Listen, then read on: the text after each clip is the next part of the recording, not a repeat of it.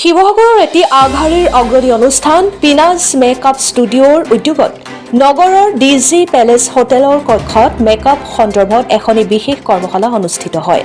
নাৰী সবলীকৰণৰ উদ্দেশ্যে অনুষ্ঠিত হোৱা মেকআপ কৰ্মশালাখনিত শতাধিক নৱপ্ৰজন্মৰ নাৰীয়ে অংশগ্ৰহণ কৰে।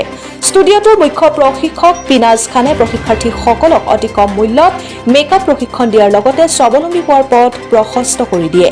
অনুষ্ঠানটোৰ আঁত ধৰে পিনাজ মেকআপ ষ্টুডিঅ'ৰ অন্যতম প্ৰশিক্ষক ধৰ্মেন্দ্ৰ দত্তই।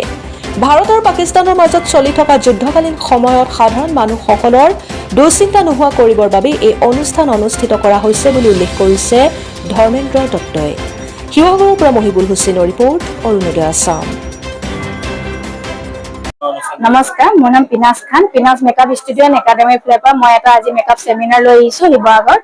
সকলোৱে এয়াৰব্ৰাছ মেকআপৰ বিষয়ে মোক সুধি আছিলে, এয়াৰব্ৰাছ মেকআপ কি হয়, কেনেকুৱা হয়, আৰু বহুতে এয়াৰব্ৰাছ মেকআপ কৰিব নোৱাৰে। তো তাৰ কাৰণে আজি মই এয়াৰব্ৰাছ মেকআপ লৈ আহিছিলোঁ। যিহেতু এয়াৰব্ৰাছ মেকআপে আমি এদিনত কেইবাটাও ব্ৰাইট কৰিব পাৰোঁ।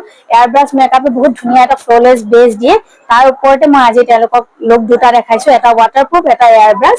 আৰু মোৰ আজি 50 আপ ষ্টুডেণ্ট আছে আৰু মোৰ এভৰি মান্থতে ক্লাছ হৈ থাকে। আপোনালোকে যিসকলে কৰিবলৈ ইণ্টাৰেষ্টেড মোক কণ্টেক্ট কৰিব পাৰিব। খবৰৰ পৰা ধৰ্মেন্দ্ৰ দত্ত। আৰু আমাৰ এই অনুষ্ঠানৰ আচলতে মূল উদ্দেশ্য হৈছে যে যিসকল মহিলা সবলীকৰণ, আচলতে মহিলাক সবলীকৰণ কৰি আমি আগবঢ়াই লৈ অহা, আৰু যিসকল পুৰুষ সৌন্দৰ্য জগতখনলৈ আগবাঢ়ি আহিব বিচাৰিছে তেওঁলোকৰ বাবেও এই যাত্ৰা। আৰু PSCয়ে আমাক সদায় সহযোগিতা আগবঢ়াইছে আমাৰ শিৱসাগৰত প্ৰতি মাহে আচলতে খুব সুন্দৰ এখন অনুষ্ঠান কৰি যাবৰ কাৰণে।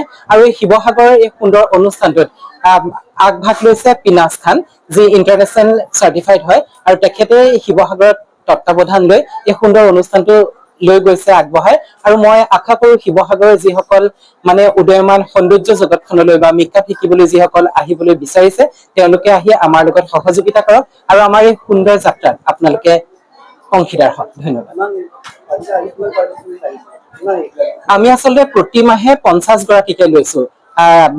50 গৰাকী চিট থাকে আৰু সিমানেই। আজি আমাৰ 50 গৰাকী আহিছে।